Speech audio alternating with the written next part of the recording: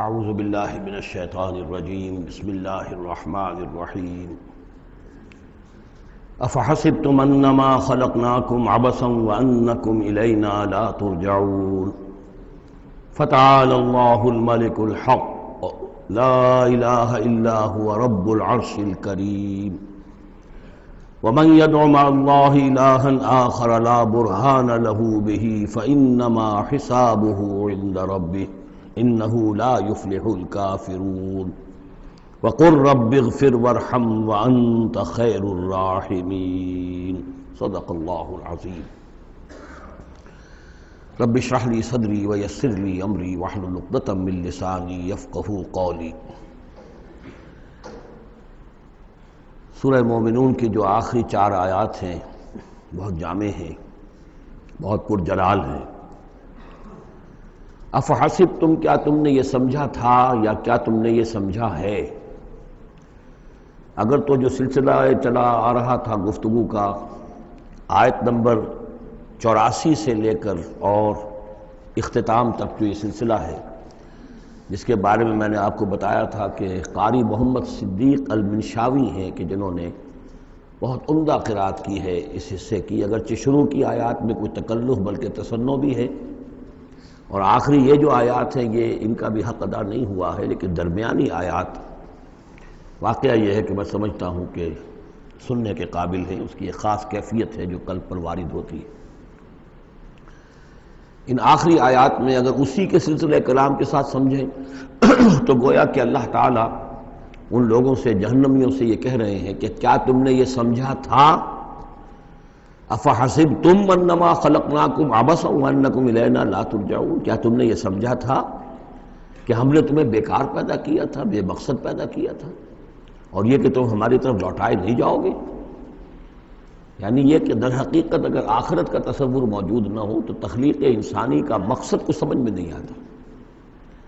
عام حیوانات کی طرح انسان ہوتا تو بات ٹھیک تھی، لیکن انسان عام حیوان نہیں ہے، اس میں خاص طور پر جو نیکی اور بدی کا امتیاز وضعیت کیا گیا ہے، اس کے اندر جو ایک مورل سینس ہے، اخلاقی حس ہے، کچھ چیزوں کو یہ برا سمجھتا ہے، کچھ چیزوں کو سمجھتا ہے، اور یہ یونیورسل ہے، یہ کسی ایک قوم یا ایک علاقے کے لوگوں کی بات نہیں ہے، یہ مورل ویلیوز جو ہے یہ پرماننٹ ہے، یونیورسل ہے، گلوبل ہے۔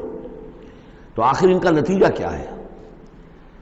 گندم از گندم بروید، جو سے جو، گندم سے گندم اگنی چاہیے، جو سے جو، لیکن ہم دنیا میں تو دیکھتے ہیں کہ نیکی کا نتیجہ لازماً اچھا نہیں نکلتا اور بدی کا نتیجہ لازماً برا نہیں نکلتا۔ تو کوئی دوسری دنیا ہونی چاہیے، دوسری زندگی ہونی چاہیے۔ یہی دلیل ہے ایمان بالآخرت کے لیے، جس کو قرآن مجید مختلف مواقع پر استعمال کرتا ہے۔ چنانچہ سورہ آل عمران کے آخری رکوع میں ہم یہ دیکھ چکے ہیں، ربنا ما خلقت ھذا باطلا سبحانک فقنا عذاب النار، گویا کہ وہی بات یہاں ہے۔ اور اگر اسے اس پچھلے سلسلہ کلام سے علیحدہ سمجھیں تو ترجمہ ہوگا کیا تم نے یہ سمجھا ہے؟ یہ گویا کہ اب مجھ سے اور آپ سے اللہ تعالیٰ مخاطب ہیں، جو بھی قرآن کا پڑھنے والا ہے۔ افحسبتم انما خلقناکم عبثا، اے انسانوں کیا تم نے یہ سمجھا ہے کہ ہم نے تمہیں بیکار بے مقصد پیدا کیا ہے؟ وانکم الینا لا ترجعون، اور تم ہماری طرف لوٹائے نہیں جاؤ گے۔ فتعالى اللہ الملک الحق، تو بہت بلند و بالا ہے بادشاہ جو سچا بادشاہ ہے، الملک ہے۔ ظاہر بات ہے کہ کوئی بادشاہ دنیا میں ایسا نہیں ہو سکتا کہ جو اپنے غداروں کو سزا نہ دے، وفاداروں کو خلعتیں نہ دے، جاگیریں نہ دے، انعامات نہ دے۔ دنیا کا نظام چل نہیں سکتا جزا و سزا کے بغیر۔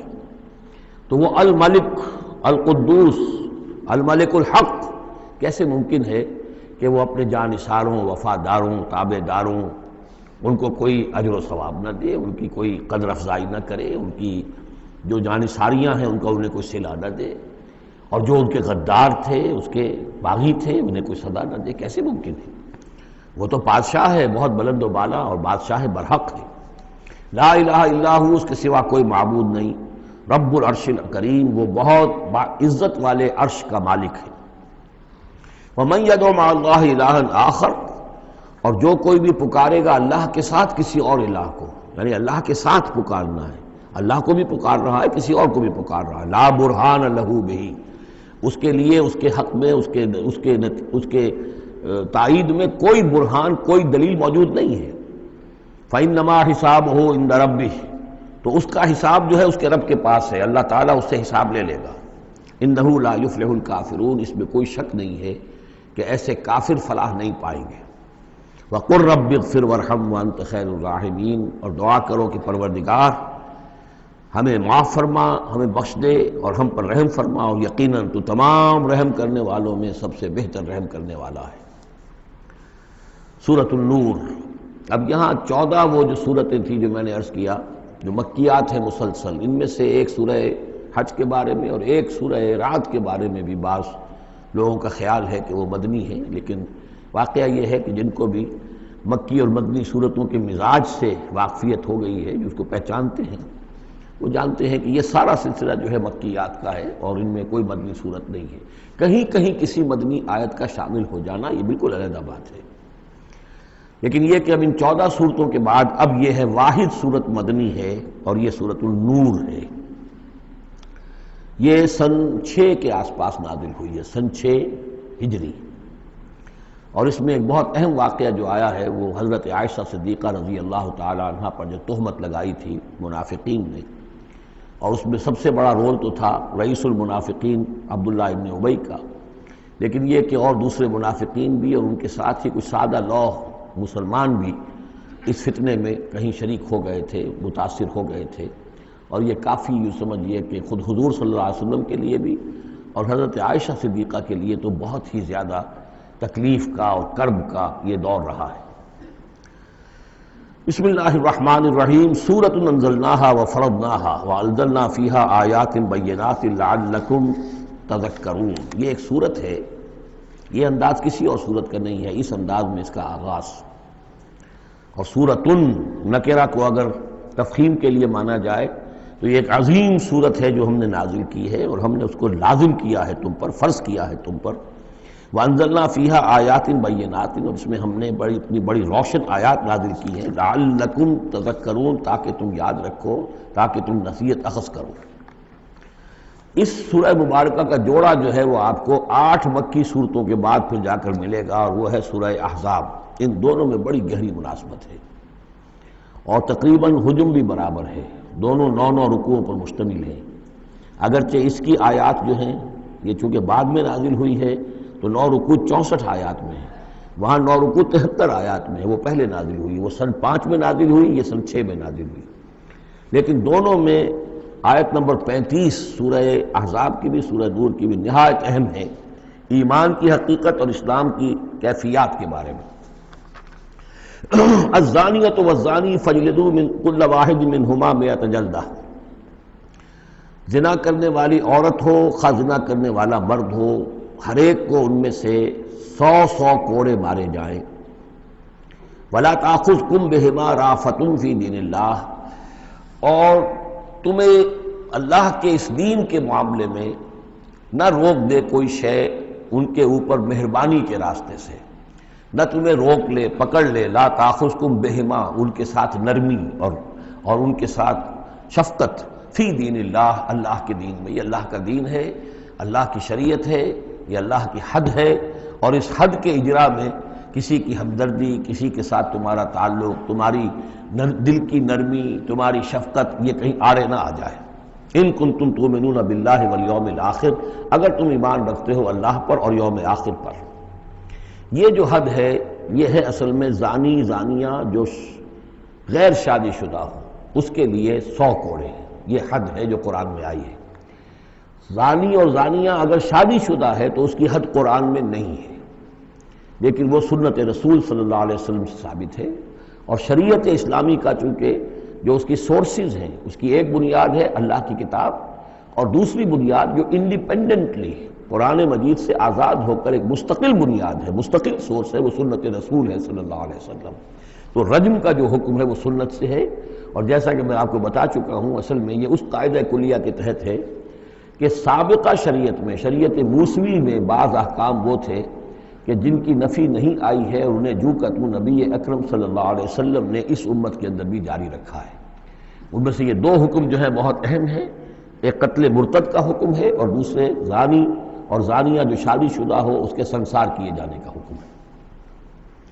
وَلْيَشْهَدْ عَذَابَهُمَا طَائِفَةٌ مِّنَ الْمُؤْمِنِينَ، اور چاہیے کہ جب انہیں یہ حد جاری کی جا رہی ہو، سزا دی جا رہی ہو، تو اس وقت موجود رہیں اور دیکھیں کچھ لوگ اہل ایمان میں سے، یعنی یہ پبلک میں ہو۔ اس لیے کہ اصل میں جو فلسفہ ہے اسلام میں، جو سزاؤں کا اور تعزیرات کا اور حدود کا، وہ ڈیٹرنٹ کا ہے کہ ایسی سزا ہو کہ جس سے بہت سو کو عبرت ہو جائے۔ اگر آپ نے علیحدہ جا کر کہیں کمرے کے اندر کسی کو پھانسی دے دی تو ٹھیک ہے، لوگوں کو پتہ چلا کہ مر گیا، ویسے بھی مر جاتے ہیں لوگ، حادثے میں مر جاتے ہیں، فوت ہو جاتے ہیں، لیکن یہ ہے کہ اگر سر عام ڈال پر لٹکایا گیا ہو تو اب کتنے لوگوں کو، دیکھنے والوں کو عبرت ہوگی اور ہوش ٹھکانے آ جائیں گے۔ تو یہ فلسفہ ہے اسلام کا کہ تاکہ ایک آدمی کو سزا دی جا رہی ہو تو ہزاروں کو اس سے عبرت آئے۔ الزانی لا ينکح الا زانیۃ او مشرکۃ، کسی زانی شخص کے لیے روا نہیں ہے کہ وہ شادی کرے مگر کسی زانیہ عورت سے یا مشرکہ سے۔ یہ کسی قانون کے درجے میں بات نہیں ہے، بلکہ یہ ایک اخلاقی طور پر گویا کہ تعلیم دی جا رہی ہے کہ زانی لوگ تو اسی کے، یعنی ان کا حال تو ایسا ہے کہ انہیں تو مستحق اگر ہے تو شادی کے کسی زانیہ سے یا مشرکہ سے۔ وَالزَّانِيَةُ لَا يَنكِحُهَا، اور زانی عورت ہو تو وہ بھی اس لائق نہیں ہے کہ اس سے کوئی نکاح کرے مگر صرف بدکار مرد یا مشرک۔ وَحُرِّمَ ذَلِكَ عَلَى الْمُؤْمِنِينَ، اور یہ دونوں جو ہیں زانی مرد اور زانی عورتیں، یہ تو حرام کر دی گئی ہیں مومنین کے حق میں، اللہ یہ کہ کوئی توبہ کرے، جو بھی ہے معاملہ وہ علیحدہ ہے اس سے۔ وَالَّذِينَ يَرْمُونَ الْمُحْصَنَاتِ ثُمَّ لَمْ يَأْتُوا بِأَرْبَعَةِ شُهَدَاءَ، اور جو لوگ جو خاندانی عورتیں ہوں، حفاظت میں ہوں کسی خاندان کے اور نکاح کے قید میں ہوں، چاہے نکاح کے قید میں ہوں تو ڈبل احسان ہو گیا کہ خاندانی بھی ہے اور دوسرے یہ کہ نکاح کی قید میں بھی ہے، نکاح کی حفاظت بھی انہیں حاصل ہے۔ نہیں تو یہ کہ اگر غیر شادی شدہ ہیں لیکن کسی شریف خاندان سے ہیں، آزاد خاندان سے ہیں، اگر ان کی عورتوں میں کوئی شخص جو ہے ان پر عیب لگائے، زنا کا الزام لگائے اور پھر وہ نہ لا سکے، ثم لم یاتوا باربعۃ شہداء، 4 شہید نہ لا سکے، فجلدوہم، تو پھر اب ان کو کوڑے مارو، 80 جلدہ، 80 کوڑے، 80 دبرے، ولا تقبلوا لهم شہادۃ ابدا، اور ان کی شہادت اب کبھی آئندہ قبول نہ کرو، واولئک هم الفاسقون، اور یقیناً یہی لوگ فاسق اور نافرمان ہیں۔ یعنی زنا کا الزام اگر لگایا جا رہا ہو تو پھر جو الزام لگانے والا ہے اسے 4 گواہ چشمدید پیش کرنے ہوں گے۔ اگر وہ 4 چشمدید گواہ پیش نہیں کر سکتا تو گویا کہ اب یہ قذف کہلائے گا کہ اس نے ایک الزام لگایا ہے جس کو ثابت نہیں کر سکا، لہذا اس جرم کی سزا 80 کوڑے، کتنے قریب چلا گیا ہے۔ اور اس میں حکمت یہ معلوم ہوتی ہے کہ اگر فرض کیجئے کسی معاشرے میں، مسلمان معاشرے میں کسی لوگوں سے غلطی ہو گئی ہے، اس غلطی کا چرچا نہیں ہونا چاہیے الا یہ کہ اس کے لیے ثبوت موجود ہو کہ اسے کیفر کردار تک پہنچایا جا سکے۔ اگر تو ثبوت اتنا ہے کہ سزا دی جا سکے تو ضرور، لیکن اگر نہ ہو تو خاموش رہو، ورنہ یہ کہ خامخواہ برائی کا چرچا ہو جائے گا جبکہ اس کا سد باب ممکن نہیں ہے، اس کی سزا دینی ممکن نہیں ہے، تو اس میں سکوت جو ہے وہ بہتر ہے۔ الا الذین تابوا، سوائے ان کے کہ جو توبہ کر لیں من بعد ذلک، اس کے بعد واصلحوا، اور اصلاح کر لیں، یعنی یہ کہ کبھی کسی زمانے میں ان سے یہ غلطی ہو گئی تھی، انہوں نے کوئی تہمت لگائی تھی زنا کی اور 4 گواہ پیش نہیں کر سکے، طویل عرصے تک جو ہے ان کی گواہی پھر کسی بھی اسلامی عدالت میں قبول نہیں کی گئی، لیکن بعد میں ان کی روش ایسی رہی ہے، رویہ ایسا رہا ہے، انہوں نے اصلاح کر لی ہے، توبہ کر لی ہے، اب وہ قابل اعتماد ہیں، تو یہ جو معاملہ ہے اس پر سے ختم ہو جائے گا، ان کی گواہی بعد میں قبول کی جا سکے گی۔ فإن اللہ غفور الرحیم، تو اللہ غفور اور رحیم ہے۔ والذین یرمون ازواجہم ولم یکن لہم شہداء الا انفسہم، اب ایک خاص معاملہ آ رہا ہے کہ کسی شوہر نے اپنی بیوی کو دیکھا ہو زنا کرتے ہوئے، وہ الزام لگائے کہ میں نے دیکھا ہے اپنی بیوی کو زنا کرتے ہوئے، درحال ہے کہ اس کے پاس 3 اور گواہ نہیں ہیں، لیکن چونکہ یہ معاملہ ہے شوہر اور بیوی کا، اگر کسی اور عورت کا ہوتا تو اس کے اوپر 80 درے لگتے اس کو کہ اس نے الزام لگایا ہے، چاہے چشمدید ہے، چاہے اس نے دیکھا ہے، لیکن 3 گناہ اور نہیں لا سکا، 3 گواہ نہیں لا سکا ہے تو درے لگیں گے 80۔ لیکن معاملہ کیونکہ بیوی کا ہے، اس کے لیے خاص قانون ہے، اس کو لعان کہتے ہیں۔ وہ یہ ہے کہ والذین یرمون ازواجہم، جو الزام لگائیں زنا کا اپنی بیویوں پر، ثم ولم یکن لہم شہداء، اور ان کے پاس گواہ موجود نہ ہو، الا انفسہم، سوائے ان کی اپنی جانوں کے، انہوں نے خود دیکھا ہے، فشہادۃ احدہم 4 شہادات باللہ، تو یہ ایک شخص کی گواہی بھی 4 گواہیاں شمار کی جائیں گی جبکہ وہ قسم کھائے اللہ کی، انہ لمن الصادقین، کہ وہ سچا ہے، حلفیہ بیان کرے۔ والخامسۃ، اور پانچویں بات یہ کہ وہ یہ کہے کہ ان لعنت اللہ علیہ ان کان من الکاذبین، کہ اگر میں جھوٹا ہوں تو مجھ پر اللہ کی لعنت ہو۔ 4 مرتبہ قسم کھا کر گواہی دینا گویا کہ وہ 4 گواہوں کی گواہی کے قائم مقام ہو جائے گا، جبکہ پھر وہ یہ بھی کہے کہ اگر میں جھوٹا ہوں تو اللہ کی لعنت مجھ پر ہو، اللعنت اللہ علی الکاذبین ان کان من الکاذبین وَيَدْرَؤُ عَنْهَا الْعَذَابَ۔ اب عورت کیا کرے گی جس کے اوپر اس کی بیوی جو ہے اس پر جو الزام لگایا گیا ہے، اگر وہ اس پر سے عذاب ٹل جائے گا، ٹل جائے گی سزا اور یہ حد عورت سے، ان تشہد 4 شہادات باللہ، کہ وہ بھی قسم 4 مرتبہ کھائے اللہ کی، انہ لمن الکاذبین، کہ یہ میرا شوہر جو مجھ پر الزام لگا رہا ہے جھوٹا ہے، والخامسۃ، اور 5ویں بات وہ یہ کہے ان غضب اللہ علیہا ان کان من الصادقین، کہ اگر میرا یہ شوہر اس الزام میں سچا ہے تو مجھ پر اللہ کا غضب آئے۔ اس انداز میں پھر یہ کہ عورت کے اوپر پھر حد جاری نہیں ہوگی، اور اگر شوہر کے 4 قسمیں کھا کر الزام لگانے اور پھر یہ کہ اللہ تعالیٰ کی لعنت اپنے اوپر طلب کرنے اگر جھوٹا ہو، اس کے بعد اگر بیوی خاموش رہتی ہے، وہ جوابی طور پر قسم نہیں کھاتی 4، اور نہ یہ کہتی ہے کہ اگر یہ سچا ہو تو مجھ پر اللہ کا غضب ہو، تو پھر اس پر حد جاری ہو جائے گی۔ لیکن اگر وہ بھی قسم کھا لے 4 قسمیں، اور یہ کہ ساتھ ہی یہ بھی کہے کہ اگر یہ سچا ہو اور واقعی اس کا الزام درست ہو مجھ پر، تو مجھ پر اللہ کا غضب نازل ہو جائے، تو پھر یہ کہ عذاب ٹل جائے گا، دنیا کی سزا اسے نہیں ملے گی۔ وَلَوْلَا فَضْلُ اللَّهِ عَلَيْكُمْ وَرَحْمَتُهُ، اور اگر اللہ کا فضل اور اس کی رحمت تمہارے شامل حال نہ ہوتی، وَأَنَّ اللَّهَ تَوَّابٌ رَحِيمٌ، تو گویا کہ یہاں پہ محذوف ہے کہ اگر اللہ کا فضل اور اس کی رحمت شامل حال نہ ہوتی تو تم بہت غلط راستے پر پڑ جاتے، تم کوئی بہت بڑا قدم اٹھا دیتے۔ وہ جو بھی واقعہ اب آگے آ رہا ہے یہ اس کے لیے تمہید ہے۔ وَأَنَّ اللَّهَ تَوَّابٌ حکیم، یقیناً اللہ تعالیٰ بہت توبہ کا قبول فرمانے والا اور حکمت والا ہے۔ إِنَّ الَّذِينَ جَاءُوا بِالْإِفْكِ عُصْبَةٌ مِّنكُمْ، جن لوگوں نے یہ طوفان اٹھایا ہے، جن لوگوں نے تہمت تراشی ہے حضرت عائشہ صدیقہ رضی اللہ تعالی عنہا پر، یہ تمہارے ہی ایک گروہ ہے، تم ہی میں سے ہیں۔ لا تحسبوہ شرا لکم، اسے تم اپنے لیے برا نہ سمجھو، بل ہوا خیر لکم، بلکہ یہ بھی تمہارے لیے خیر ہے۔ اس کے ذریعے سے اللہ تعالیٰ تمہارے سامنے اب اس سبل میں ہدایات دے گا، قوانین بتا دے گا، شریعت کے جو احکام ہیں وہ نازل ہو رہے ہیں، اس کے لیے گویا کہ یہ واقعہ جو ہے ایک تقریب بن گیا، ایک ذریعہ بن گیا۔ واقعہ اچھی طرح نوٹ کر لیجئے کہ غزوہ بنی مستلق میں حضور سن 6 کا ہے یہ واقعہ، ہجری کا تشریف لے گئے تھے۔ جب وہاں سے واپس آ رہے تھے تو جہاں رات کو ایک جگہ پر قیام تھا، اور حضرت عائشہ صدیقہ جو ہے ایک ہودج میں علیحدہ ہوتی تھیں، جیسے جس کو کہ اٹھا کر جو لوگ آتے تھے حمال وہ اٹھا کر اسے اونٹ پر رکھ دیتے تھے، اور جہاں پر پڑا ہوا وہ ہودج اونٹ پر سے اتار کر نیچے رکھ دیا۔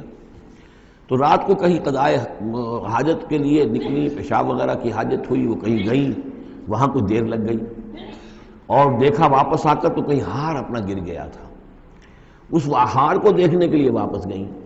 اتنی دیر میں وہ حمال آئے، اور حضرت عائشہ بہت دبلی پتلی تھیں، انہیں اندازہ نہیں ہوا کہ اس ہودج میں اس وقت ام المومنین موجود نہیں ہے۔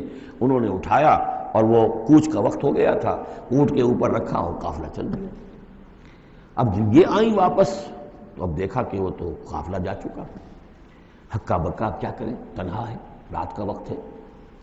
اس وقت انہوں نے بڑی عقل مندی سے کام لیا کہ اب اگر میں قافلے کے پیچھے دوڑی چلی تو پتہ نہیں میں کسی غلط راستے پر مڑ جاؤں، اور پھر وہ تلاش بھی نہیں کر سکیں گے مجھے، تو بہتر یہ کہ میں یہیں پر بیٹھی رہوں، تاکہ انہیں جب بھی خیال ہوگا کہ اس ہودج کے اندر جو ہے ام المومنین عائشہ صدیقہ موجود نہیں ہے تو وہ تلاش میں پھر یہیں آئیں گے۔ تو وہاں بیٹھی ہوئی تھی، رات کا وقت تھا، نیند آ گئی، سو گئی، اس سے آپ کا چہرہ بھی کھل گیا۔ تو ایک صاحب تھے صحابہ میں سے صفوان ابن معطل، ان کی ڈیوٹی یہ ہوتی تھی کہ وہ لشکر کے پیچھے پیچھے چلتے تھے۔ لشکر چل رہا ہے تو ذرا فاصلے سے کہ کہیں کوئی گری پڑی چیز رہ گئی ہو، کہیں کوئی بیمار ہو وہ چل نہ پایا ہو لشکر کے ساتھ اور رہ گیا ہو پیچھے، تو پیچھے وہ دیکھ بھال کرتے ہوئے آتے تھے۔ انہیں دور سے نظر آیا کہ یہاں کوئی شے پڑی ہوئی ہے، گٹھڑی سی پڑی ہے کوئی، تو جا کر دیکھا، حضرت عائشہ کو پہچان لیا، اور وہ کہتے ہیں کہ میں نے اس لیے پہچان لیا کہ حجاب کی آیت کے نازل ہونے سے پہلے میں نے انہیں دیکھا تھا۔ حجاب کی آیت نازل ہوئی ہے سورہ احزاب میں، سورہ احزاب 1 سال پہلے نازل ہو چکی ہے، تو جب تک حجاب کی آیت نہیں آئی تھی ظاہر بات ہے کہ وہاں پردہ نہیں تھا، کوئی نقاب نہیں اوڑھتی تھی خواتین، اور نہ امہات المومنین، لہذا پہچانتے تھے۔ تو وہ چونکہ چہرہ کھلا ہوا تھا ام المومنین کا، تو انہوں نے کہا انا للہ و انا الیہ راجعون، یہ الفاظ جو کہے تو حضرت عائشہ کی آنکھ کھل گئی، اور وہ پھر اٹھ کر بیٹھی، انہوں نے اپنا کپڑا درست کیا۔ لیکن پھر انہوں نے یہ کیا صفوان ابن معطل نے کہ اپنا اونٹ بٹھا دیا خاموشی کے ساتھ، حضرت عائشہ اس پر سوار ہو گئیں اور وہ آگے اس کی وہ نکیل پکڑ کر وہ چلتے گئے اور قافلے میں پہنچ گئے۔ وہاں عبداللہ ابن ابی نے شور مچا دیا کہ خدا کی قسم تمہارے نبی کی یہ بیوی جو بچ کر نہیں آئی ہے، مطلب یہ کہ یہ تو اب یہ معاملہ جو رہا ہے تنہائی رہی ہے، علیحدہ رہے ہیں تو گویا کہ زنا کا معاملہ ہو گیا ہے۔ یہ اس کی جو بھی اس کی گندی سوچ تھی، ظاہر بات ہے کہ مکھی تو گندگی پر بیٹھتی ہے، اس کو تلاش رہتی ہے گندگی کی، اس کے لیے تو یہ ایک موقع مل گیا اسکینڈل اٹھانے کا۔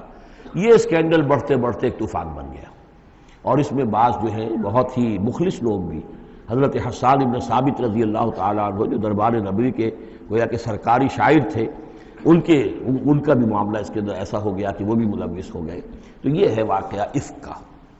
لیکن اس کے بعد قرآن مجید میں پھر یہ آیات نازل ہوئیں، اللہ تعالیٰ نے برات کر دی، اور پھر یہ کہ ان کی پاک دامنی اور پاک بازی جو ہے وہ ثابت ہو گئی، اور اس کے بعد یہ معاملہ رفع دفع ہو گیا۔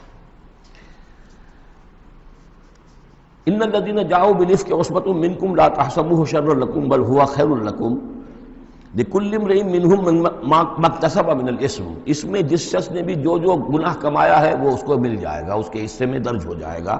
والذی تولى كبره، اور جس نے اس کا سب سے بڑا حصہ وصول کیا، یہ ہے عبداللہ ابن ابی جس نے اسکینڈل اٹھایا اور اسے بڑی قوت کے ساتھ شدت کے ساتھ پھیلایا۔ والذی تولى كبره منهم له عذاب عظیم، اس کے لیے تو پھر بہت بڑا عذاب ہے۔ لولا اذ سمعتموہ، مسلمانوں تمہیں کیا ہو گیا، کیوں نہ ایسا ہوا کہ جب تم نے یہ سنا تھا، ظن المؤمنون والمؤمنات بانفسہم خیرا، تو مومن مرد اور مومن عورتیں اپنے بارے میں اچھا گمان کرتی، یعنی یہ کہ حضرت عائشہ کے بارے میں ان کے بارے یہ گمان ہونا چاہیے تھا، انہیں فوراً کہہ دینا چاہیے تھا، وقالوا ھذا افک مبین، اور وہ کہتے فوراً کہ یہ تو کوئی بہت بڑی تہمت ہے۔ لولا جاؤوا علیہ باربعۃ شہداء، کیوں نہیں وہ لے کر آئے 4 گواہ، اگر تو ان کے پاس گواہ تھے یہ بات کہنے کے لیے تب تو زبان کھولنی چاہیے تھی، اگر 4 گواہ نہیں تھے تو انہیں زبان بند رکھنی چاہیے تھی۔ فَإِذْ لَمْ تَأْتُوا بِالشُّهَدَاءِ، اس لیے کہ یہ 4 گواہوں والی آیت جو ہے یہ سورہ نساء میں اتر چکی تھی، سورہ نساء سن 4 میں آ چکی ہے، وہ ابتدائی احکام جو تھے کہ 4 گواہ ہونے چاہیے اس معاملے کے اندر، یہ آیت سورہ نساء میں آ چکی ہے۔ تو فرمایا کہ یہ کیوں نہیں 4 گواہ لے کر آئے، فَإِذْ لَمْ تَأْتُوا بِالشُّهَدَاءِ، اگر وہ 4 گواہ نہیں لا سکے، فَأُولَٰئِكَ عِندَ اللَّهِ هُمُ الْكَاذِبُونَ، تو یقیناً اللہ کے نزدیک اور قانون اسلامی کے نزدیک پھر وہی جھوٹے ہیں۔ وَلَوْلَا فَضْلُ اللَّهِ عَلَيْكُمْ وَرَحْمَتُهُ، اور اگر نہ ہوتا اللہ کا فضل اس کی رحمت تمہارے شامل حال فی الدنیا والآخرہ، دنیا میں اور آخرت میں بھی، لَمَسَّكُمْ فِيمَا أَفَضْتُمْ، تو تم پر پڑتی اس چیز پر کہ جس کا چرچا تم نے کیا ہے، عذاب عظیم، بہت بڑا عذاب۔ اس تلقونہ بألسنتکم، یہ اصل میں انسانوں کی ایک عام کمزوری ہوتی ہے، اس طرح کی بات جو ہے بس ادھر سے سنی ادھر بیان کر دی، ادھر سے آگے بیان ہو گئی، جنگل کی آگ کی طرح اس قسم کی خبریں جو ہیں وہ پھیل جاتی ہیں۔ اس تلقونہ بألسنتکم، جبکہ تم اسے لے رہے تھے اپنی زبانوں سے، یعنی یہ کہ ایک زبان سے دوسری زبان کو، اور زبان سے نکلی اور کوٹھے چڑھی والی جو ایک کہاوت ہمارے ہاں ہے، اس طریقے سے آسانی سے وہ بات پھیلتی چلی گئی۔ وَتَقُولُونَ بِأَفْوَاهِكُمْ، اور تم کہہ رہے تھے اپنے منہوں سے، مَا لَيْسَ لَكُمْ بِهِ عِلْم، جس کے لیے تمہارے پاس کوئی علم نہیں تھا، کوئی دلیل نہیں تھی، کوئی بنیاد نہیں تھی، کوئی گواہی نہیں تھی، کوئی معلومات کی کوئی سورسز نہیں تھی۔ وَتَحْسَبُونَهُ هَيِّنًا، اور تم اسے سمجھ رہے تھے کہ بہت ہلکی بات ہے، معمولی سی بات ہے۔ وَهُوَ عِندَ اللَّهِ عَظِيمٌ، جبکہ یہ اللہ کے نزدیک بہت بڑی بات ہے۔ کسی پر بھی، کسی مسلمان خاتون پر بھی اس طرح کی تہمت لگا دینا بہت بڑی بات ہے۔ کجا یہ کہ بازی بارش بابا ہم بازی، کہ ام المومنین عائشہ صدیقہ رضی اللہ تعالی عنہ زوج رسول صلی اللہ علیہ وسلم، اور یہ چیز جو ہے بہت بڑی ہے۔ وَلَوْلَا إِذْ سَمِعْتُمُوهُ قُلْتُم مَّا يَكُونُ لَنَا أَن نَّتَكَلَّمَ بِهَٰذَا، کیوں نہ ایسا ہوا کہ جب تم نے یہ سنا تھا تو تم کہتے کہ ہمارے لیے بالکل جائز نہیں ہے کہ ہم یہ بات زبان سے نکالیں۔ سبحانک، اللہ تو پاک ہے، ھذا بہتان عظیم، یقیناً یہ بہت بڑا بہتان ہے۔ یعظکم اللہ ان تعودوا لمثلہ، اللہ تعالیٰ تمہیں نصیحت کر رہا ہے مبادا تم دوبارہ پھر اس قسم کی کسی معاملے کے اندر اسی طریقے سے اعادہ کرو اور دوبارہ اسی کوئی حرکت کرو، ابداً کبھی بھی، ان کنتم مؤمنین، اگر تم مومن ہو۔ وَيُبَيِّنُ اللَّهُ لَكُمُ الْآيَاتِ، اور اللہ تعالیٰ تمہارے لیے اپنی آیات کو واضح کر رہا ہے، واللہ علیم حکیم، اللہ علیم اور حکیم ہے۔ ان الذین یحبون ان تشیع الفاحشۃ فی الذین آمنوا لہم عذاب علیم، بے شک وہ لوگ جو یہ چاہتے ہیں کہ اہل ایمان میں بے حیائی کا چرچا ہو جائے تو ان لوگوں کے لیے بہت دردناک عذاب ہے۔ ایک تو یہ کہ بے حیائی پھیل جائے، تشیع الفاحشہ شائع ہو جائے، بے حیائی عام ہو جائے، جو لوگ اس کے لیے، اب ظاہر بات ہے کہ آج کل تو کاروبار کے لیے، اپنے اخبار بیچنے کے لیے، اس کی جو ہے اشاعت بڑھانے کے لیے نئی سے نئی قسم کی رنگین تصویریں شائع کی جا رہی ہیں، یہ سارا کچھ ہو رہا ہے۔ کسی شے کا اشتہار دینا ہو، عورت کی تصویر ساتھ ہوگی، یہ سارا کچھ جو ہو رہا ہے، تو یہ لوگ کون ہیں کہ جو اس بے حیائی کو، بے پردگی کو یہ در حقیقت اس معاشرے میں پھیلا رہے ہیں؟ تو وہ لوگ کہ جو چاہتے ہیں کہ معاشرے کے اندر بے حیائی پھیلے، اور ایک اس کا مفہوم یہ بھی ہے کہ اگر کہیں ایسی کوئی غلط حرکت ہوئی ہے اور اس کا چرچا ہو گیا، یہ آج ہمارے اخبارات کے اندر بہت بڑے پیمانے پر ہو رہا ہے، یہ اسکینڈلز شائع کر دیتے ہیں۔ اب وہ بات صحیح بھی ہے یا نہیں، غلط ہے تب بھی، لیکن ایک بات ہے، اس کا چرچا ہو گیا، پورے دنیا کے اندر پہنچ گئی۔ اب ظاہر بات ہے کہ بچے بھی پڑھتے ہیں، بچیاں بھی پڑھتی ہیں، ان کے لیے تو گویا کہ یہ ایک ان کی معلومات کا ایک کھاتہ کھل گیا کہ ایسا بھی ہوتا ہے۔ جس طریقے سے آج کل ہو رہا ہے معاملہ، اس کو جس طریقے سے اخبارات میں شائع کیا جا رہا ہے، تو اس کی اس اشاعت کے اندر خرابی کا پہلو زیادہ ہے، بدل پہلو زیادہ ہے۔ اگر ہے بھی ایسا معاملہ، اگر تو سزا کے قابل ہے تو گواہی دو اور سزا دلواؤ، اور ایسی سزا ہو کہ جس سے ایک کو سزا ہو اور ہزاروں کو ہوش آ جائے، اور اگر نہیں ہے تو خاموش ہو، اس کے اوپر زبان کھولنا بھی جو ہے در حقیقت بہت بڑا جرم ہے۔ ان الذين يحبون ان تشيع الفاحشة في الذين آمنوا لهم عذاب عليم في الدنيا والآخرة، دنیا میں بھی اور آخرت میں بھی۔ واللہ یعلم وانتم لا تعلمون، اللہ جانتا ہے اور تم نہیں جانتے۔ ولولا فضل اللہ علیکم ورحمتہ، اور اگر اللہ کا فضل نہ ہوتا تم پر اور اس کی رحمت نہ ہوتی تو یہ تو طوفان ایسا اٹھا تھا کہ اس کے بڑے دور تک نتائج نکل سکتے تھے، یہ محذوف ہے۔ وان اللہ رؤوف الرحیم، تو اللہ بہت رؤوف ہے اور رحیم ہے۔ یا ایھا الذین آمنوا لا تتبعوا خطوات الشیطان، اہل ایمان شیطان کے نقش قدم کی پیروی نہ کرو۔ ومن یتبع خطوات الشیطان، جو کوئی بھی شیطان کے نقوش پا کی پیروی کرے گا، فإنہ یأمر بالفحشاء والمنکر، تو شیطان تو اسے حکم دے گا، وہ تو حکم دیتا ہے بے حیائی کا اور منکر کا، بری بات کا۔ ولولا فضل اللہ علیکم ورحمتہ، اور اگر نہ ہوتا اللہ کا فضل اور اس کی رحمت تمہاری شامل حال، ما زکا منکم من احد ابدا، تم میں سے کوئی ایک انسان بھی کبھی پاک نہ ہو سکتا۔ اللہ تعالیٰ کا فضل ہے، اللہ کی رحمت ہے، ایک شخص سے غلطی ہو جاتی ہے، اللہ پردہ پڑا رہنے دیتا ہے تو اس کے اندر اصلاح کا مادہ پیدا ہو جاتا ہے۔ ایک دفعہ آدمی ننگا ہو جائے تو پھر ڈھیٹ ہو جاتا ہے۔ اس سے یہ کہ اللہ تعالیٰ جو ہے ان چیزوں کے اندر اس کی بڑی حکمت ہے کہ اگر کوئی غلطی ہو گئی ہے فوراً نہیں پکڑتا، وہ اس کو مہلت دیتا ہے، اصلاح کرے۔ ولولا فضل اللہ علیکم ورحمتہ، اگر نہ ہوتا اللہ کا فضل تم پر اور اس کی رحمت، ما زکا منکم من احد ابدا، تم میں سے کوئی بھی کبھی نیک اور پارسا نہ بن سکتا اور پاک نہ ہو سکتا۔ ولکن اللہ یزکی من یشاء، بلکہ یہ تو اللہ تعالیٰ ہی پاک کرتا ہے جس کو چاہتا ہے۔ واللہ سمیع علیم، اللہ سمیع علیم ہے۔ ولا یأتل اولو الفضل منکم والسعة ان یؤتوا اولی القربى والمساکین والمہاجرین فی سبیل اللہ۔ اس آیت کی بھی شان نزول ہے کہ حضرت ابو بکر صدیق رضی اللہ تعالیٰ عنہ کے ایک یا تو بھانجے تھے یا خالہ زاد بھائی تھے، حضرت مصطح۔ یہ حضرت مصطح جو ہے غریب آدمی تھے، اور حضرت ابو بکر ان کی مدد کیا کرتے تھے، پیسے سے، مال سے ان کی ضرورت جو ہے پوری کرتے تھے۔ لیکن یہ مصطح بھی اس میں شریک ہو گئے۔ حضرت عائشہ صدیقہ رضی اللہ تعالیٰ عنہ پر جو تہمت کا معاملہ چلا، تو حضرت ابو بکر کو جب معلوم ہوا کہ مصطح بھی اس معاملے کے اندر شریک ہے، تو پھر غصے میں آ کے ان کا قسم کھا لی کہ میں اب اس کے ساتھ کبھی کوئی بھلائی نہیں کروں گا، اس نے اتنی بڑی غلطی کی ہے، اور اس معاملے کے اندر میری بیٹی کا معاملہ ہے، اور اس میں اس کو یہ خیال نہیں آیا کہ میں اس کے ساتھ کتنا کچھ احسان کرتا ہوں، اور اس نے اس کے اندر جو ہے وہ خود بھی شریک ہو گیا۔ اس پر اللہ تعالیٰ کی طرف سے گرفت آ رہی ہے کہ نہیں ابو بکر یہ ٹھیک نہیں ہے، جو بھی اس سے غلطی ہوئی، لیکن تم جو نیک کام کر رہے تھے اس کا کیوں قسم کھاتے ہو کہ اس کے اندر تم مدد نہیں کرو گے۔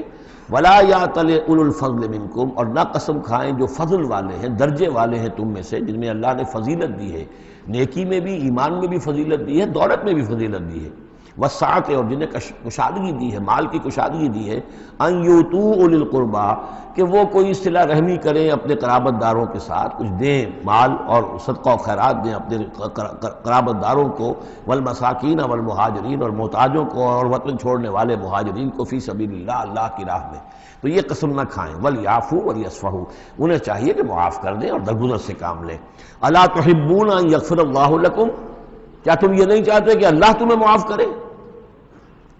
یعنی اے ابو بکر اگر تم یہ چاہتے ہو، تم سے بھی تو کوئی خطا آخر ہو جاتی ہے، اللہ معاف فرماتا ہے، کیا تم نہیں چاہتے کہ اللہ تمہاری خطاؤں سے درگزر کرے؟ الا تحبون ان یغفر اللہ لکم، کیا تم نہیں پسند کرتے اس کو کہ اللہ تمہیں معاف کرے؟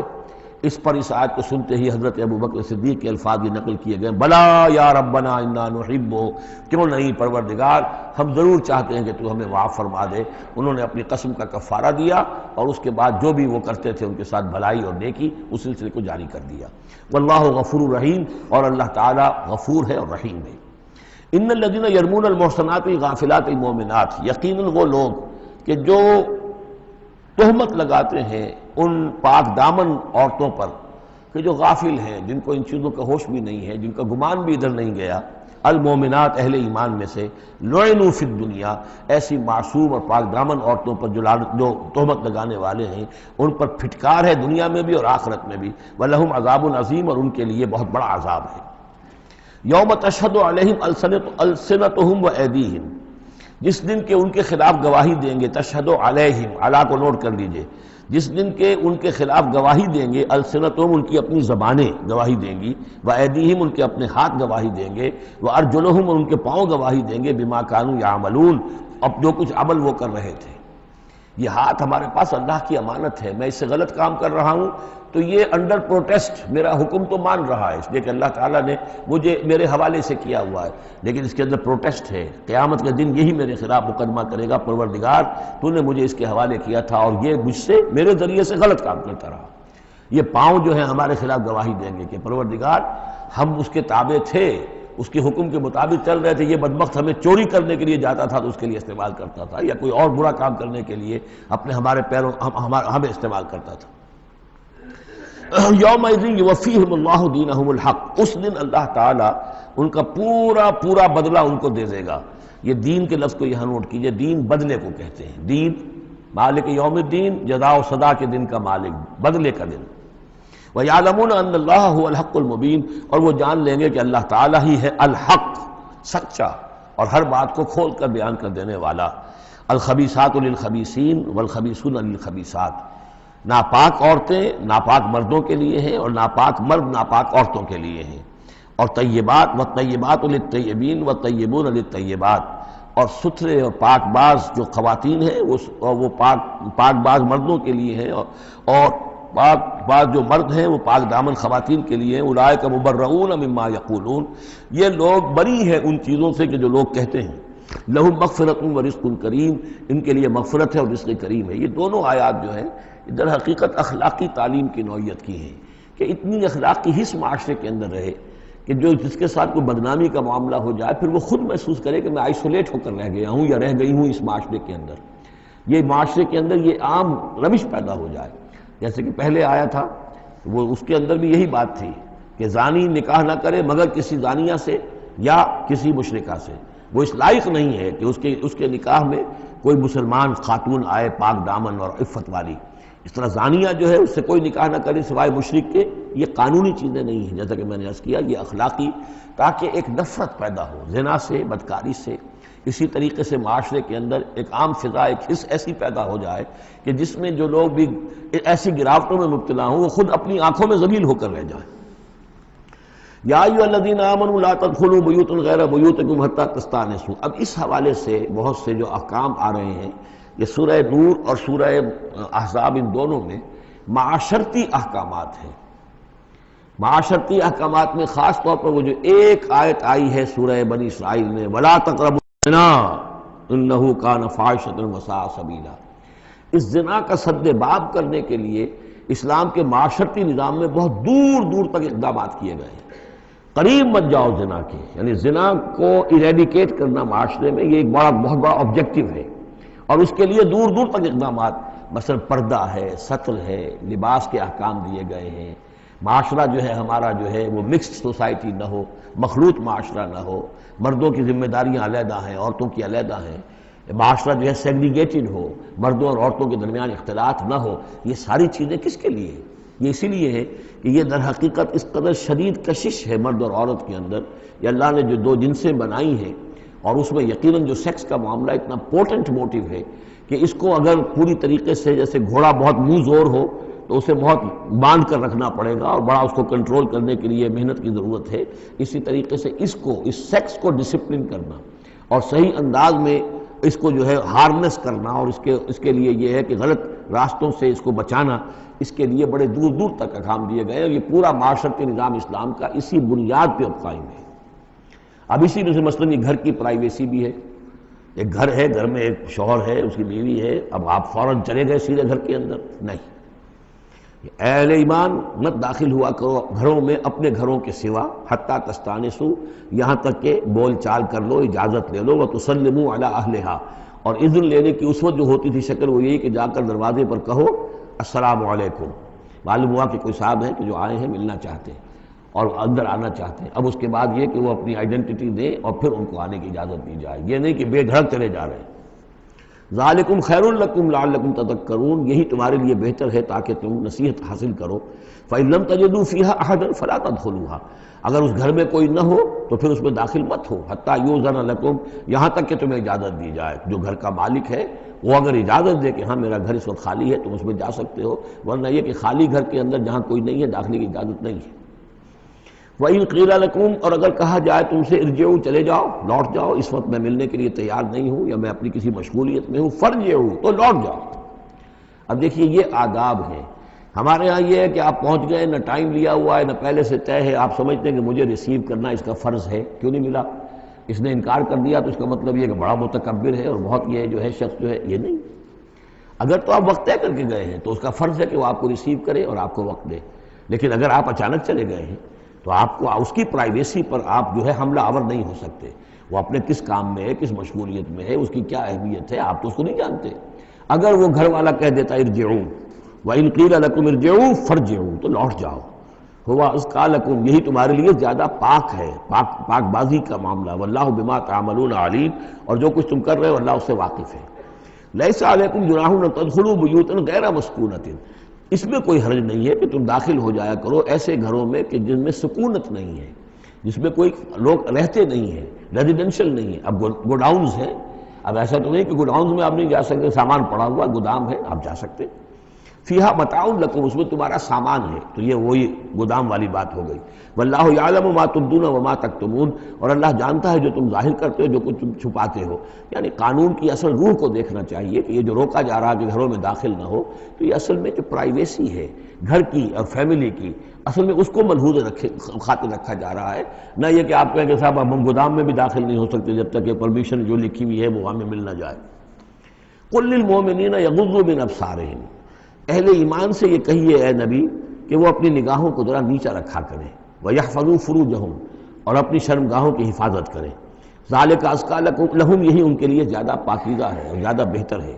ان اللہ خبیر بما یصنعون، یقیناً اللہ تعالیٰ باخبر ہے اس سے کہ جو وہ کر رہے ہیں۔ وَقُل لِّلْمُؤْمِنَاتِ يَغْضُضْنَ مِنْ أَبْصَارِهِنَّ، اسی طرح مومن عورتوں سے بھی کہہ دیجئے وہ بھی اپنی نگاہیں نیچی رکھا کریں، وَيَحْفَظْنَ فُرُوجَهُنَّ، اور وہ بھی اپنے سطر کو پوری طریقے سے ملحوظ رکھیں اور اپنی شرمگاہوں کی حفاظت کریں۔ وَلَا يُبْدِينَ زِينَتَهُنَّ، اور انہیں نہیں چاہیے کہ وہ اپنی زینت اور سنگھار کو ظاہر کریں، إِلَّا مَا ظَهَرَ مِنْهَا، سوائے اس کے کہ جو از خود ظاہر ہو جائے۔ وَلْيَضْرِبْنَ بِخُمُرِهِنَّ، اور چاہیے کہ وہ اپنے گریبانوں کے اوپر اپنی اوڑھنیوں کے بکل مار لیا کریں، بِخُمُرِهِنَّ عَلَى جُيُوبِهِنَّ، یہ خمرہن جمع ہے خمار کی، خمار کہتے ہیں اوڑھنی۔ ایک دوسرا لفظ جو ہے وہ آئے گا سورہ احزاب میں، ان دونوں الفاظ کو علیحدہ علیحدہ رکھیے۔ تو یہ ہے کہ اپنے گریبانوں کے اوپر، گویا کہ یہ بھی پرانا ہمیشہ سے لباس، عورت کے لباس میں اوڑھنی بھی تھی اور عورت کے لباس میں چادر بھی تھی۔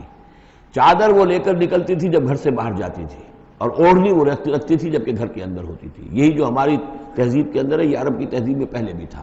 چہرے کا پردہ نہیں تھا عرب میں، چادر وہ لے کے جاتی تھی تو چادر اپنے اوپر ڈالتی تھی، اور مرد بھی چادر کے بغیر نہیں ہوتے تھے، نہ کوئی مرد بغیر چادر کے نہ عورت، بلکہ چادر ہی سے ایک شخص کا رتبہ معین ہوتا تھا۔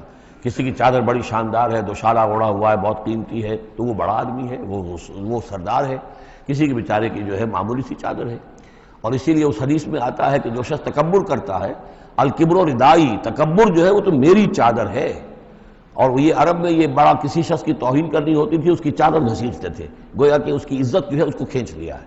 تو اللہ فرماتا ہے کہ جو تکبر کرتا ہے وہ گویا میری چادر گھسیٹ رہا ہے میرے کندھے سے، اس درجے جو ہے اللہ تعالیٰ جو ہے اس میں اپنی توہین محسوس کرتا ہے۔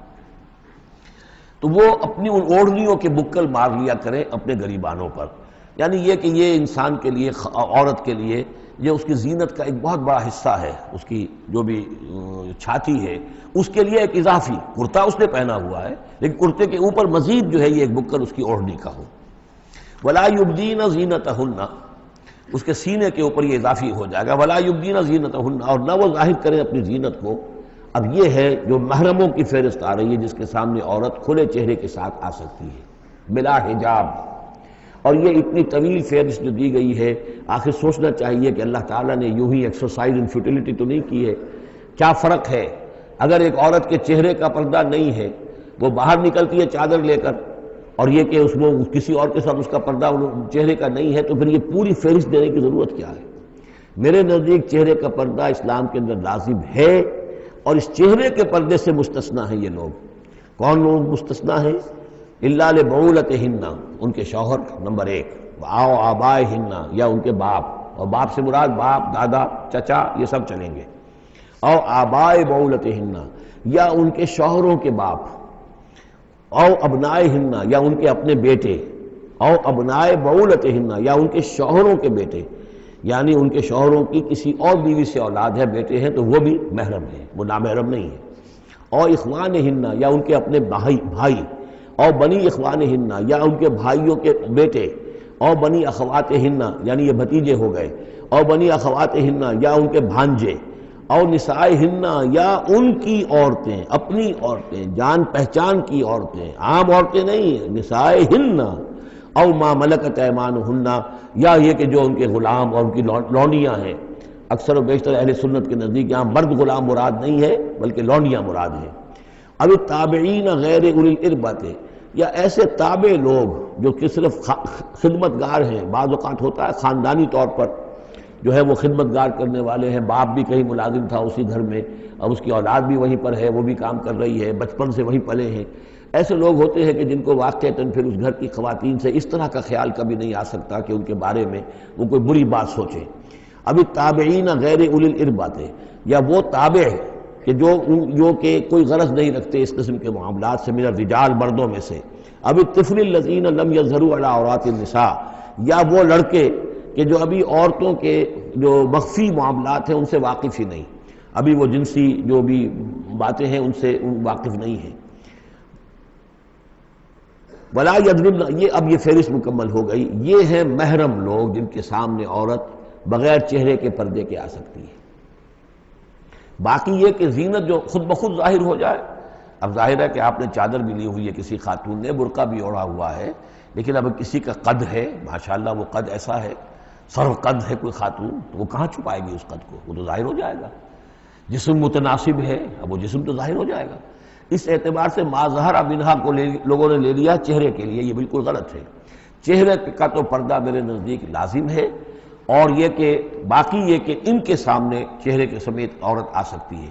باقی عورت جو ہے اپنے بیٹے کے سامنے بھی سوائے 3 اعضاء کے اور نہیں کھول سکتی، اپنے بھائی کے سامنے بھی نہیں کھول سکتی۔ چہرہ، یہ ہاتھ پونچھوں سے نیچے، اور پیر ٹخنوں سے نیچے، یہ جو 3 اعضاء ہیں یہ وہ ہیں کہ جس کو عورت نے یہ کھلے رکھ سکتی ہے، اپنے وہ بیٹے کے سامنے بھی، بھائی کے سامنے بھی، اور جو بھی رشتے گرائے گئے ہیں۔ لیکن یہ کہ اس سے آگے پھر جو ہے معاملہ وہ پھر شوہر کا ہے، اس سے آگے یعنی لباس کا معاملہ جو ہے جس سے کہ عورت جو ہے وہ آزاد ہوگی، وہ صرف شوہر کے لیے۔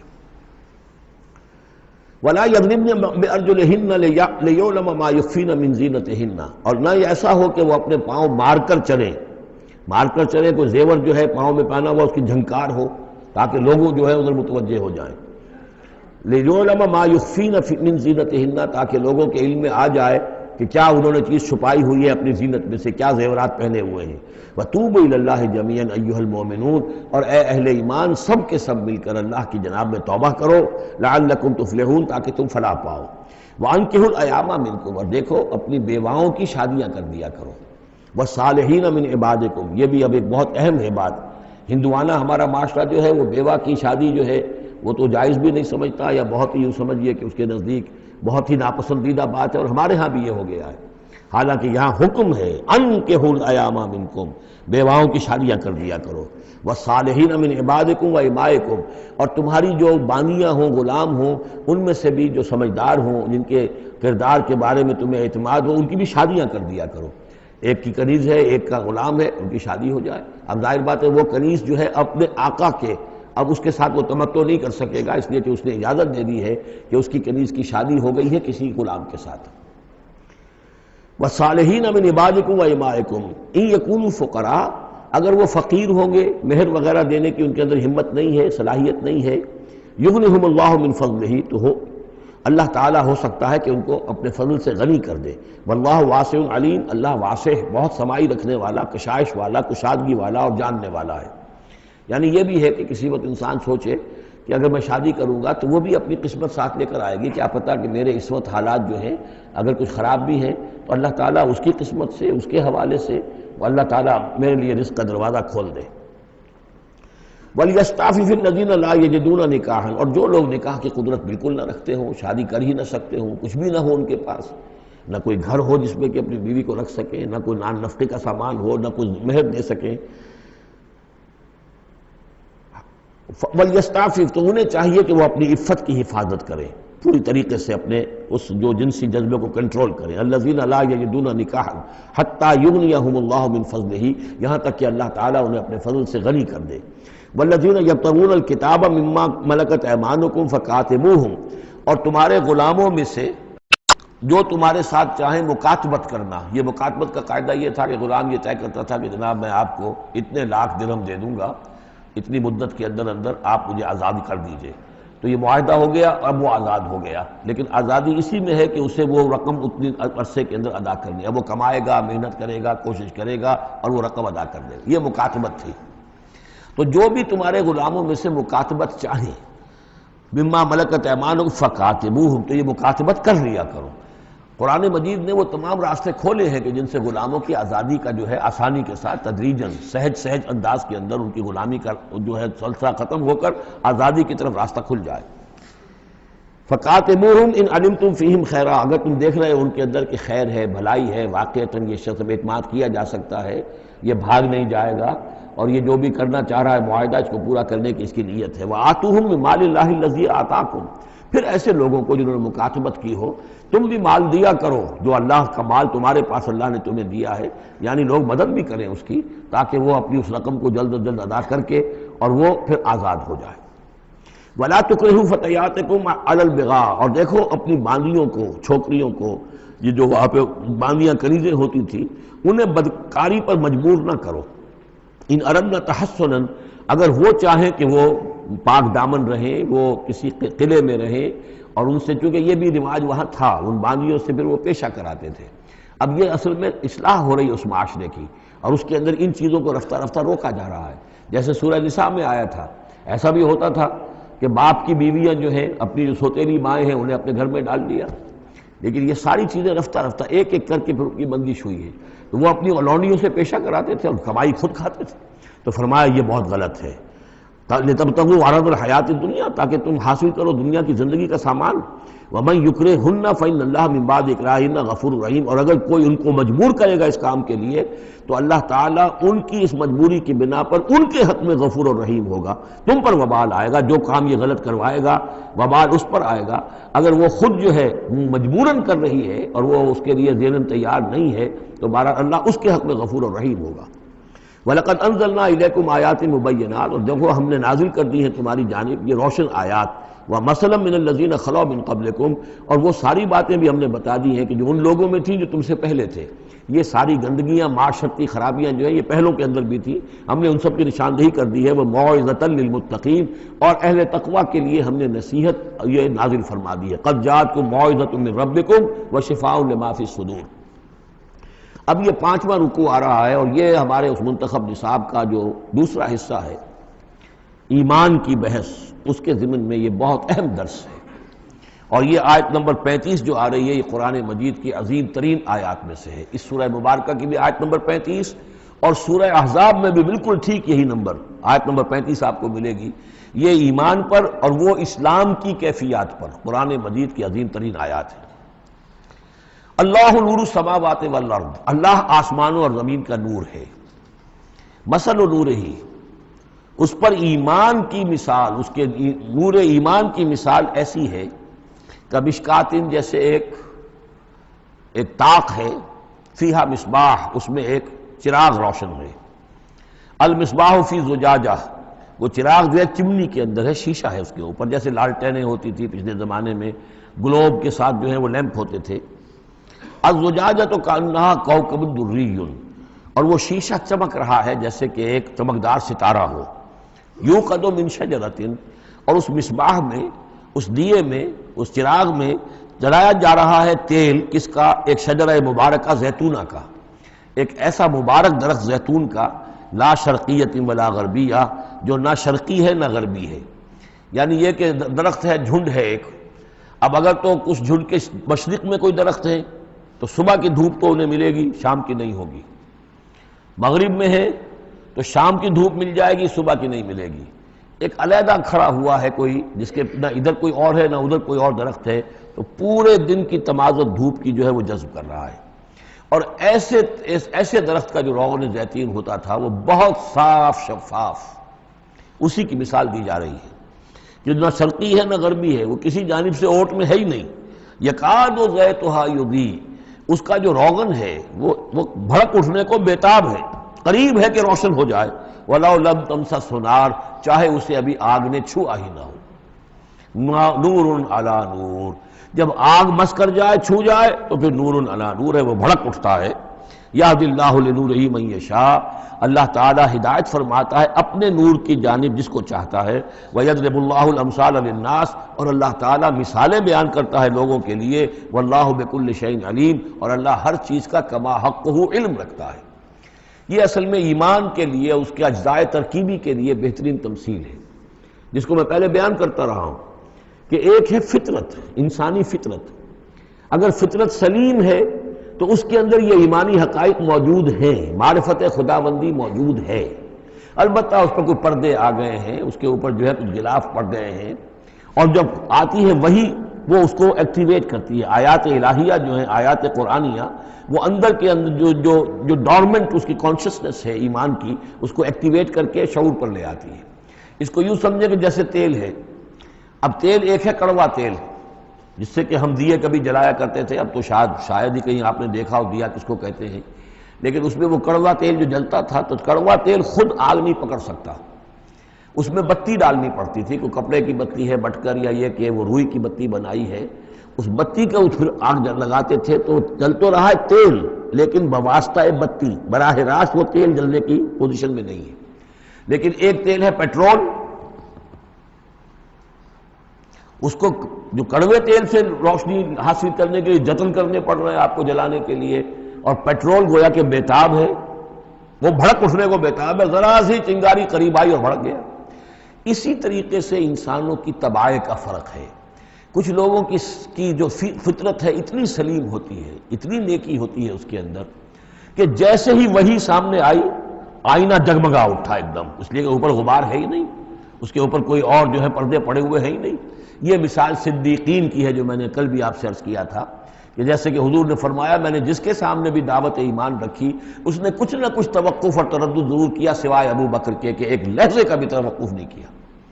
اس لیے کہ ان کی فطرت اتنی سلیم تھی، گویا کہ وہ پیٹرول تھا ان کے اندر جو بھڑک اٹھنے کو بیتاب تھا، کہ ذرا قریب بھی اگر دیاشلائی آ گئی تو بھڑک اٹھے. لیکن کچھ لوگ وہ تھے کہ جن کا تیل اتنا صاف اور پاک نہیں تھا، ان میں کوئی تکدر تھا، انہیں وقت لگ گیا. اگرچہ یہ کہ بالآخر وہ ایمان لے آئے، لیکن یہ کہ کچھ اس میں بتی ڈالنی پڑی، کوئی اس کے لیے محنت کرنی پڑی. السابقون الاولون من المہاجرین والانصار والذین اتبعوہم بإحسان، پھر وہ لوگ ہیں جو بعد میں درجہ بدرجہ پھر ان کے بعد آتے چلے گئے. تو اسی طریقے سے ایمان کی مثال ہے کہ یہ روغن فطرت یا نور فطرت، نور روح، روحانی نور جو ہمارے اندر ہے نور تجلی بھی اسی خاک میں پنہاں، غافل تجرا صاحب ادراک نہیں ہے.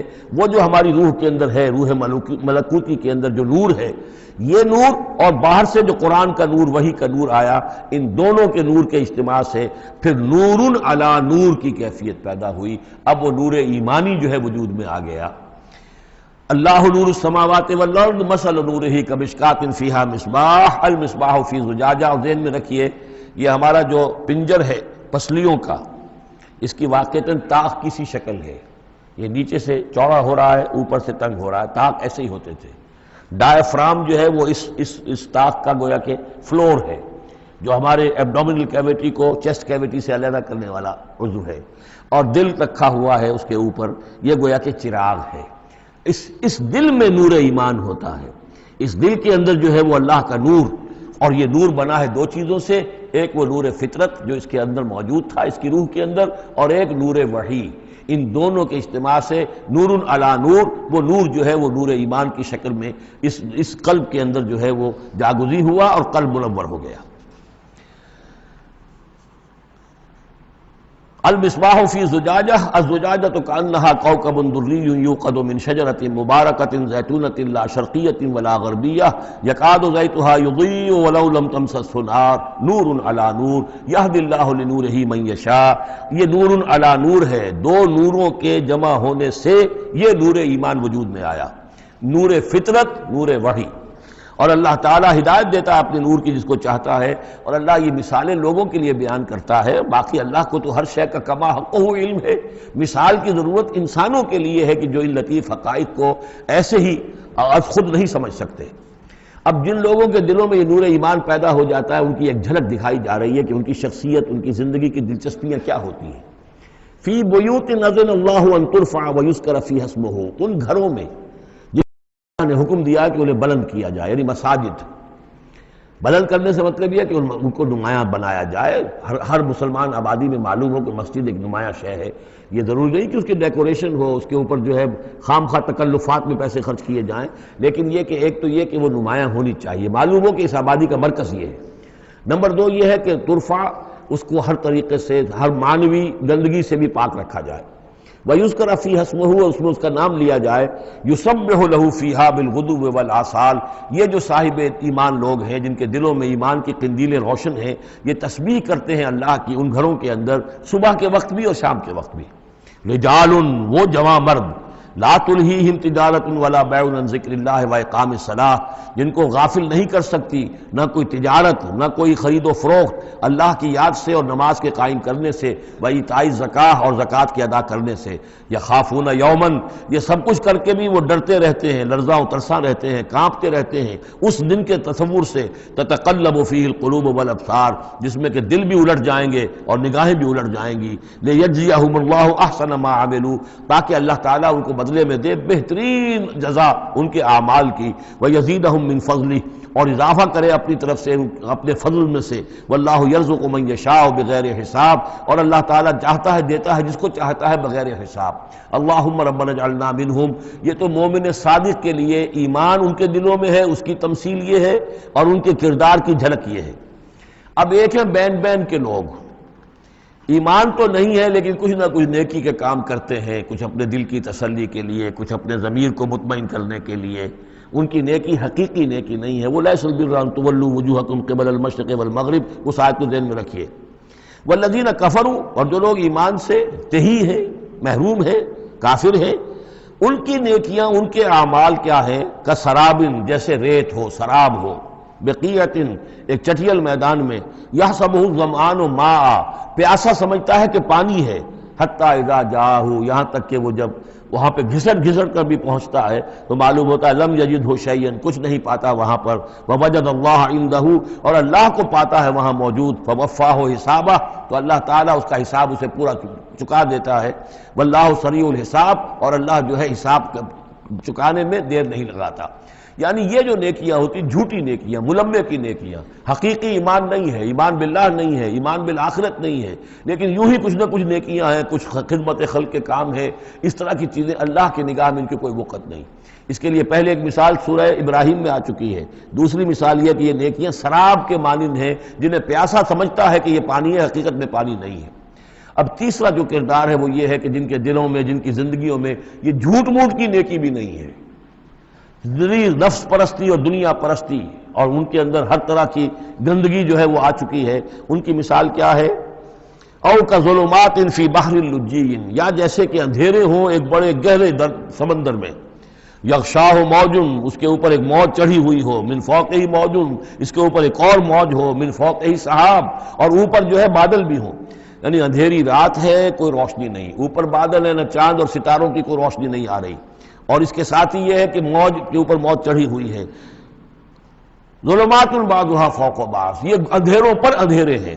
اذا اخرج یدہ لم یکد یراہا، جب وہ اپنا ہاتھ نکالتا ہے تو اس کو بھی نہیں دیکھ سکتا، جسے ہم کہتے ہیں اپنے محاورے میں ہاتھ کو ہاتھ سجائی نہیں دیتا۔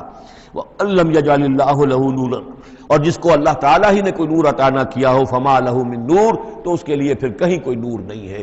یہ وہ لوگ ہیں کہ جن کی زندگیاں کسی ملمے کی نیکی سے بھی خالی ہیں، اندھیارے ہی اندھیارے ہیں، ظلمات فوق بعضها فوق بعض۔ بارک اللہ لی ولکم فی القرآن العظیم ونفعنی وإیاکم بالآیات والذکر الحکیم۔